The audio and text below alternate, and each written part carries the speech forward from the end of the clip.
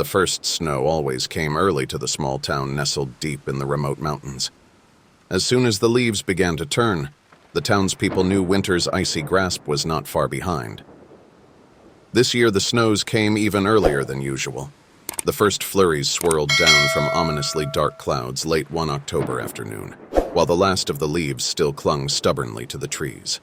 By nightfall, a bitter wind howled through the mountain passes, sweeping the snowflakes into drifts that piled up against doors and coated the rooftops in white. All was still and quiet on the deserted streets, save for the moaning of the wind that sounded almost human in its loneliness. Inside their snug homes, the townspeople shivered despite cheery fires in their hearths. They could sense the bone-deep chill that had settled over their little hamlet. This was a cold that seeped into one's soul. The old ski lodge was nestled deep in the remote mountain wilderness, buried under a thick blanket of snow. The winter storm had rolled in quickly, dropping over 2 feet of heavy, wet snow that muffled all sound. An eerie silence clung to the area in the aftermath. The lodge itself creaked and groaned as gusts of frigid wind lashed the weary wooden walls. Inside, the electricity flickered ominously.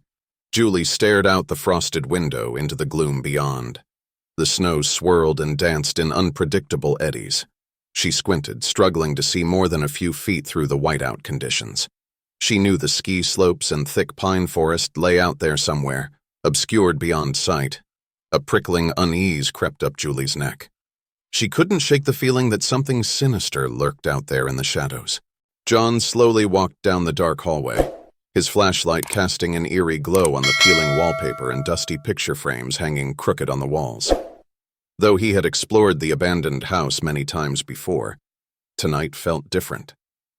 A cold draft seemed to follow him from room to room, stirring up wisps of cobwebs and sending chills down his spine. As John entered what was once a child's bedroom, his flashlight flickered. He smacked it against his palm, and the bulb returned to full brightness, illuminating a large wardrobe in the corner. That was odd, John thought. He didn't remember any furniture being left behind. Driven by curiosity, he gripped the tarnished metal handle and opened the creaking door. He gasped and stumbled backwards at what he saw inside. Hanging from a clothes rack was a decaying, child-sized straitjacket. Its frayed leather straps hung limply down, swaying ever so slightly, as if something had just escaped its confines. John's heart pounded in his chest. He wanted to flee from the house and never return, but something compelled him to venture further inside and discover what other secrets this wardrobe held. With trembling hands, he reached towards the straitjacket, not knowing that this decision would soon change his life forever. As the night grows darker, strange things start to happen around the cabin. At first, it's just small, easy to dismiss things. A creaking floorboard here, a rustling noise there, the wind whistling through the trees a little louder than before. Your friend jokes that the place is haunted, trying to scare you, but you brush it off. Still, you can't ignore the prickly feeling on the back of your neck. You tell yourself it's just your imagination, but then you hear a loud bang from the other room, making you jump. You laugh nervously. Your friend grabs your hand, both of you now a little freaked out, but neither wanting to admit it.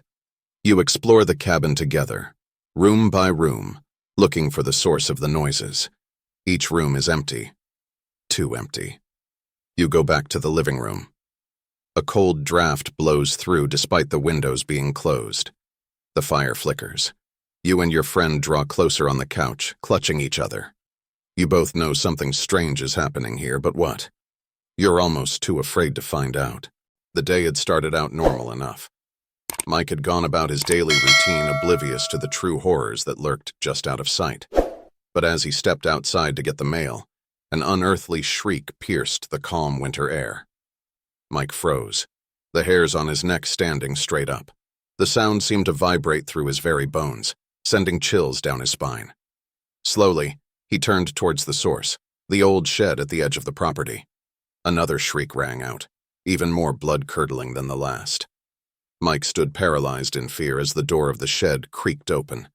He squinted into the dark interior, heart pounding deafeningly in his ears. A shadowy figure emerged, vaguely humanoid but hunched and mangled.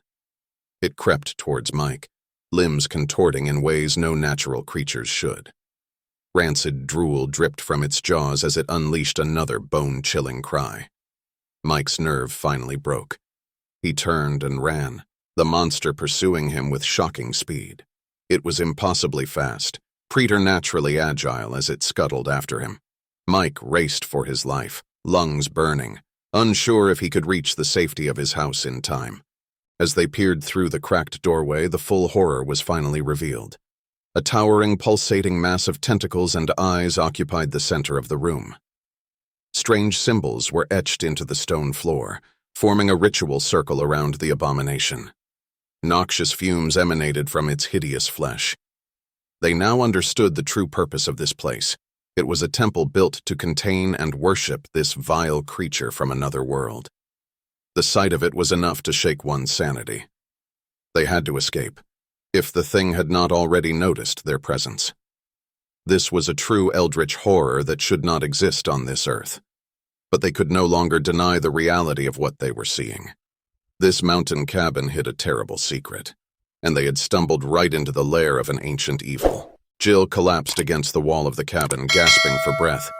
She'd managed to escape from the deranged killer after what felt like hours of being chased through the dark, snowy woods. Her heart was racing as she tried to calm herself down. Looking around, Jill realized she was in an old abandoned cabin. It was difficult to see with only moonlight filtering in through the dirty windows, but it seemed to be just a small room with a stone fireplace, a few pieces of decrepit furniture and debris scattered across the floor.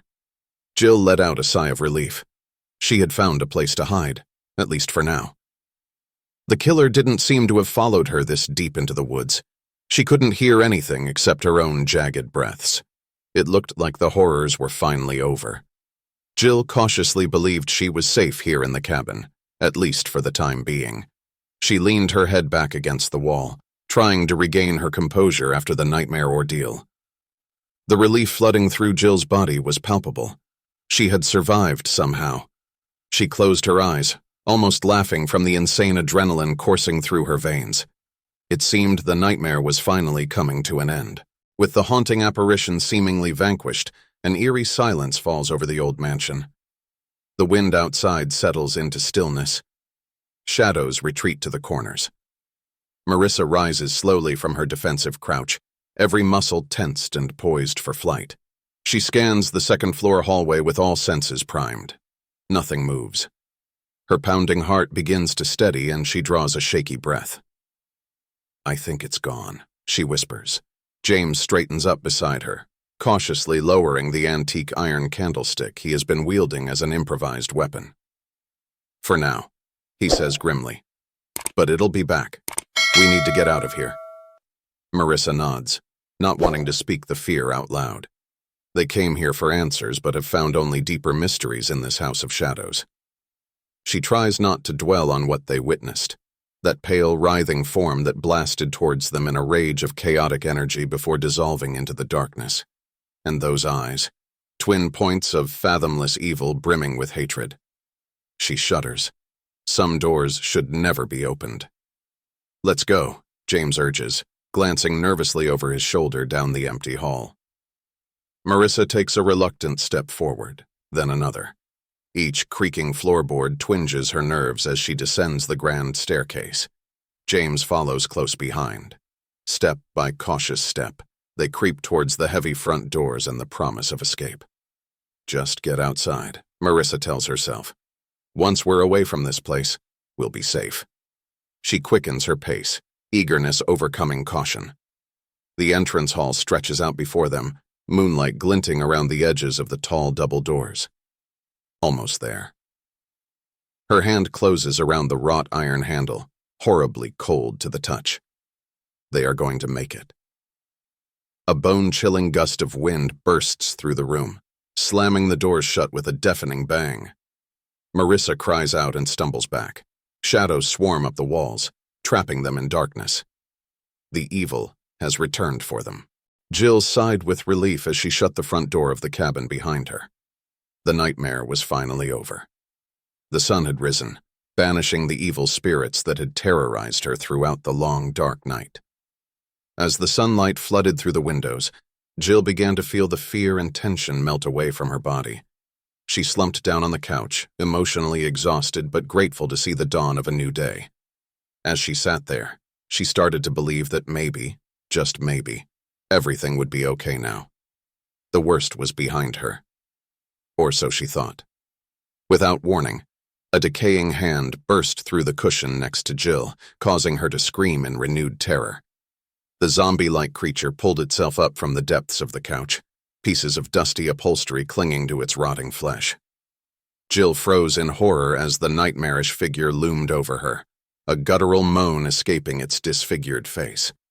She wanted desperately to believe this was just another hallucination, but the putrid smell and jagged teeth snapping at her were all too real. The evil had returned for one final scare, and Jill had to quickly find a way to escape or she would end up as this monster's next victim, joining the gruesome fates of her friends from earlier that night. Summoning the last of her strength, Jill leapt up from the couch and made a break for the front door. The creature lurched after her, snarling hungrily. As the dust settled, James stood shaking in the corner of the old shack. The creature that had terrorized him all night was finally dead, its unearthly shrieks now silenced. He had no idea where it had come from or why it had targeted him. All he knew was that it was over. Or was it? James slowly stepped toward the creature's corpse, still wary of any last trick it may have. As he examined it closely, he noticed something he hadn't seen before. There was a tag around its neck. James reached out and grabbed it. In faded typewriter text, the tag read, Experiment 58, Dr. Cornelius Krieger, Blackwood Labs. James's eyes went wide as the implications set in. This was no ordinary creature. It was an experiment gone wrong. The tag raised more questions than it answered. Who was Dr. Krieger? What were they doing at Blackwood Labs? And how many other experiments like this were out there? James knew he had to get to the bottom of this. The creature may be dead, but others could still be lurking in the shadows. He tucked the tag into his pocket, gave one last look at the corpse, and set out to find some answers. The true horror may just be beginning.